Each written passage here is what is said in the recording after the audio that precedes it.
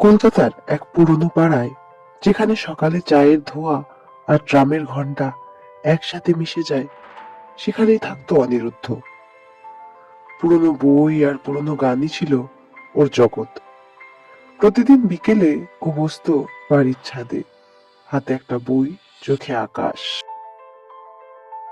এক বর্ষার বিকেলে আকাশ যখন হঠাৎ করেই অন্ধকার হয়ে এলো, তখনই প্রথম দেখা হলো ওর সঙ্গে।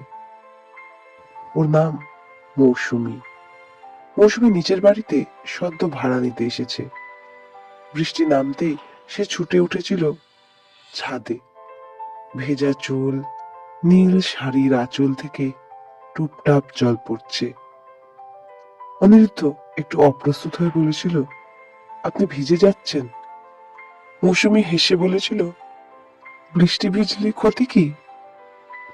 সেই হাসিটাই যেন বর্ষার শুরু। এরপর থেকে বিকেলগুলো বদলে গেল। ছাদে 2 কাপ চা, দূরে মেঘের গর্জন, আর মাঝখানে অল্প অল্প কথা। মৌসুমী ছবি আঁকতো।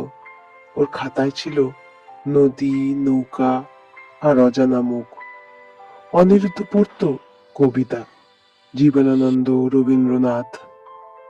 একদিন অনিরুদ্ধ জিজ্ঞেস করলো, তোমার ছবির মানুষগুলো কারা?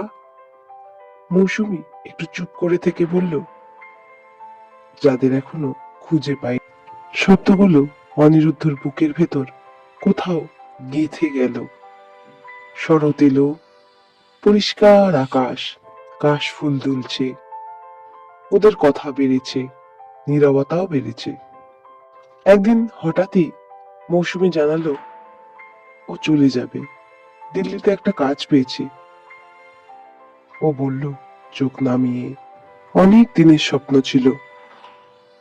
অনিরুদ্ধ কিছু বলতে পারল না। ও জানতো স্বপ্নের সামনে ভালোবাসাকে দাঁড় করানো কঠিন।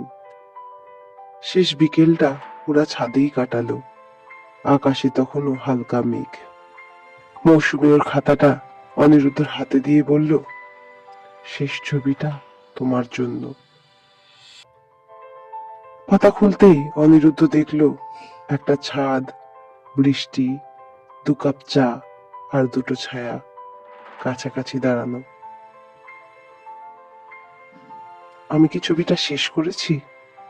মৌসুমী জিজ্ঞেস করলো। অনিরুদ্ধ ধীরে বলল, কিছু ছবি অসম্পূর্ণ থাকলেই সুন্দর। মৌসুমী চলে গেল। বছর কেটে গেল। ছাদ আগের মতোই আছে, কিন্তু চায়ের কাপে আর দুজনের ছায়া পড়ে না। এক বর্ষার দিনে হঠাৎ দরজায় কড়া নাড়ার শব্দ।